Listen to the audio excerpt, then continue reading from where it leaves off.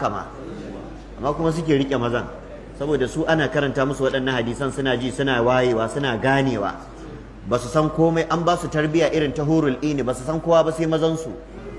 fihinna khairatun hisad hurun maqsuratun fil khiyam lam yadmisuhunna insun qablahum wala jan ka'annahunna baydu maknun. A tsare babban matsalar mace ka hada ta alaka da maza, wannan shine matsalar matan mu a yau. Tun suna yan yara ƙanana suka saba mu'amala da maza, tun tana yarinya karama bata san kowa ba aka kai ta nazire, kullum fita take kamar kuɗi, ta shiga ta fita ta shiga ta fita. Ta zo sakandare ta fara fita da kanta, ta shiga ta fita ta shiga ta fita. Ta zo jami'a, ta zo kasuwanci, ta je ta siyo ta je ta dawo.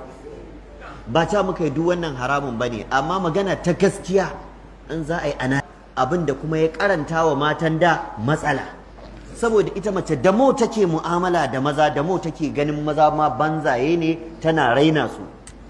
Duk abin da kake wa matar ka burga da shi a gida, in dai za ta fito sai ta ga wanda ya fi ka, sai ta ga banza ne kai. In da hular ka kadai take kallo ka iya kare hula, da ta fito sai ta ga goman ka wanda suka fi ka iya kare hula, to shikenan yanzu karin hular ka ya daina burge ta. In da wasu kalaman soyayya kake gaya mata, da bata ji na kowa ba, naka take ji, amma yanzu da ta je siyan atamfa a wajen mai atamfa sai ya gaya mata 15 din naka. To wannan shine matsalolin, kuma ku kula da kyau ku gane, ba ta nake mata kakwai ilimi ba, amma dai wannan yana daga cikin disadvantages na iliminku, musamman ilimi da wannan tsarin na zamani na haɗaka da maza da shige da fita. Wannan yana daga cikin matsalar ku, yana daga cikin matsalar ku. Me yasa matan da suka zauna lafiya? Saboda ba su da wannan contact ɗin da maza. Kuma ko yanzu ka gwada, ka auri 'yan sakandare da 'yan jami'a, in dai ba a wacce Allah ya gaman katari ba, sai ka fi jin daɗin 'yan sakandaren akan 'yan jami'a, saboda mo ta waye da mo matsalar ta take yawa.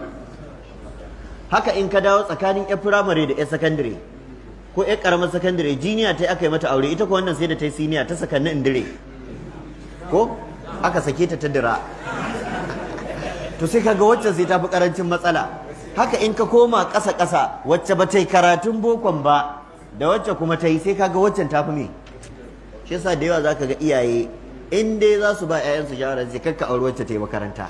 Kuma yanzu ku duba ku gani mana, suwaye suka fi yawan rashin samun mazan aure? Da mawa kika yi karatu da yawa, da yawa mazan suke tsoronki saboda sun san matsala ce, sai an yi da ƙyar. Amma fa ba ca ne kar ku auri 'yan boko ba, kuma ba ca ne dukansu ɗaya bane ba. Ni ina da har mai masters, kuma wallahi muna zaune lafiya, ko ba haka ba? Da haka a hada da boko da tarbiya. Amma matukar iyaye suka saki 'ya'yansu suka tafi boko, boko ce za ta yi musu tarbiya, za ta waye musu da kai. Saboda inda matsalar take, da ta fara zuwa boko, malamanta na islamiyya ta raina su. Za ka ga ko a hanya kuka haɗu da ita, saboda tana zuwa boko ta riko apple da jira take kai za ka gaishe ta, ba za ta gaishe ka ba. Wannan shine abin da suke ɗauka, kuma iyayensu mata suke ziga su, da ta fara zuwa jami'a, kai ko kas nan ta fara, ta daina wanke-wanke a gidansu, sai dai uwarta ta wanke, ita kawai sai dai ta ci. Ai a kyale ta je makaranta ta dawo, sai me kuma? Aikin banza ta je can, ga na gaskiyan nan. In dai za a yi comparing tsakanin hidimar mace a gida da hidimar waje, to ko me take a waje, na wajen shine banza, na gidan shine daidai, domin shine wanda Allah ya zaɓan mata, yace wa qarna fi buyutikunna wala tabarrajna tabarrujal jahiliyatil ula. Ku zaman ku a gidanku shine lafiyar ku. Shi yasa nace in suna da training irin na hurul ini za a zauna lafiya da su. Ka karanta Qur'ani tun daga Fatiha zuwa Nasi, duk inda Allah ya faɗi hurul ini sai ya faɗi kwalitin zaman gida, ba ta da contact da wani namiji. Allah ya ce ka annahunna baydun makarun, kai ka ce kwai ne rufaffe, murfi akan murfi. Hurun maqsuratun fil khiyam, tsararru a cikin gida rufe, saboda ita mace da mo ta zama a kulle, da mo ta zama safe. Da haka idan za ma ka bawa yarka damar ta yi karatu ba laifi ba ne, amma ka koya mata kuma hidimar gida, ka nuna mata wannan shine asali, shine wajibi, wannan larura ce ta sa. a rashin uwa ne akan yi uwar ɗaki. Tunda mata suna da larurorin da kuma mata ne ƴan uwansu ya kamata su kula da su, to kaga larura ta sa dole mace ta je ta wakilci mata a wasu abubuwa.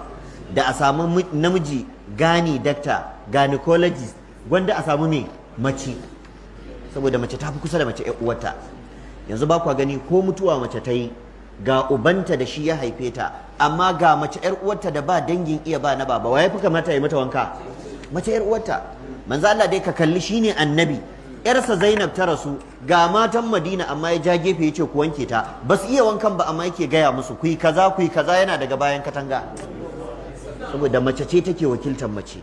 Wannan larurar ta sa dole ka bar mata su yi wasu abubuwa don su wakilci ƴan uwansu mata, amma kuma wannan baya nufin su fandare su fitsare kafar su daina yin abin da yake shine asalin su koma hidimar waje su bar hidimar gida, su watsar da ƴaƴansu, su watsar da mazansu, su watsar da gidajensu na aure.